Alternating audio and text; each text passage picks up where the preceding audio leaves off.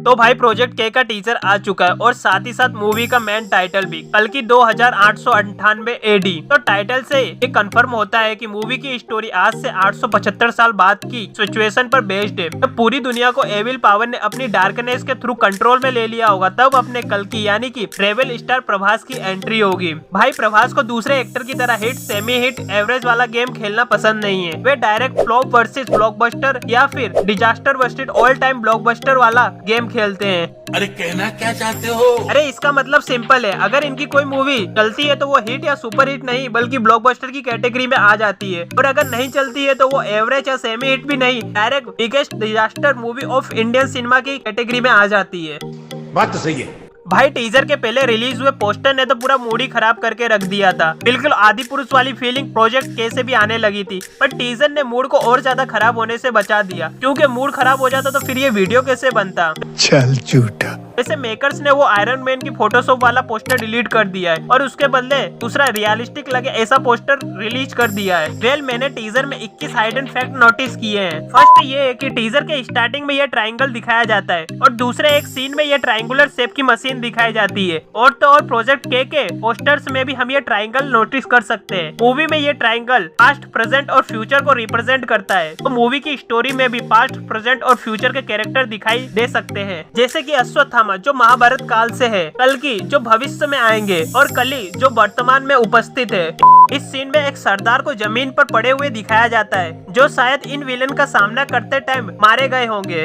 Teaser में इस बंदे के 3 सीन दिखाए गए हैं। ये लड़ाई के लिए तैयार वाला सीन, ये गन पॉइंट वाला सीन और एक ये वाला सीन। तो मैं भी ये कल्कि के आने से पहले हुई लड़ाइयों का लीडर होगा, पर ये इन एविल फोर्स के सामने हार गया होगा। पर हारने के बाद भी इसने अपनी लड़ाई बंद नहीं की होगी, सीक्रेटली इसने अपनी लड़ाई चालू रखी होगी। उसी एक लड़ाई में इसका बेटा भी मारा जाता होगा, जिसे हम इस सीन में एविल फोर्स पर अटैक करते हुए देख सकते हैं। एविल फोर्स के गेटअप में और हथियारों की फायरिंग में हम रेड कलर नोटिस कर सकते हैं, जो बुराई को रिप्रेजेंट करता है। वहीं दूसरे ग्रुप में हथियारों की फायरिंग में और प्रभास के इस सूट में हम ब्लू लाइट को नोटिस कर सकते हैं, जो अच्छाई को रिप्रेजेंट करता है।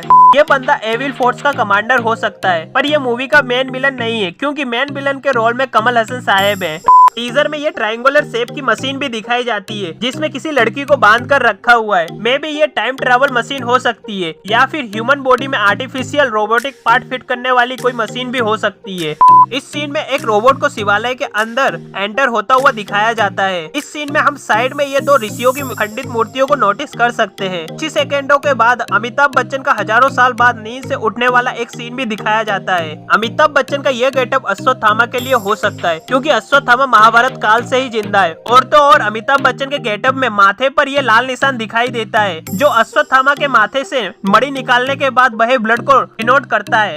टीजर में दिखाई गई ये मूर्ति शंकर जी की है, क्योंकि इनके एक हाथ में त्रिशूल है, माथे पर बालों की जटा है और ये जिस पर सवार है वो नंदी जी हैं। टीजर में ये बायोनिक स्टोर भी दिखाया जाता है, जिसमें ह्यूमन बॉडी में फिट हो सके ऐसे रोबोटिक पार्ट्स मिलते हैं। प्रभास का ये कल्कि अवतार में सुपर हीरो लैंडिंग वाला सीन भी एक दिखाया जाता है, पर मूवी के स्टार्टिंग से ही प्रभास के पास ये सुपर हीरो सूट नहीं होता है। इस सीन में देख सकते हैं कि वो सिर्फ एक बुलेट प्रूफ जैकेट टाइप का कुछ पहने हुए हैं, और लास्ट के एक सीन में अंग्रेज बोलता है What is Project K? तो ये वही प्रोजेक्ट हो सकता है जिसमें प्रभास आर्टिफिशियल इंटेलिजेंस और टेक्नोलॉजी की मदद से एक सूट तैयार करे, जिसकी मदद से वो एविल फोर्स का सामना कर सके।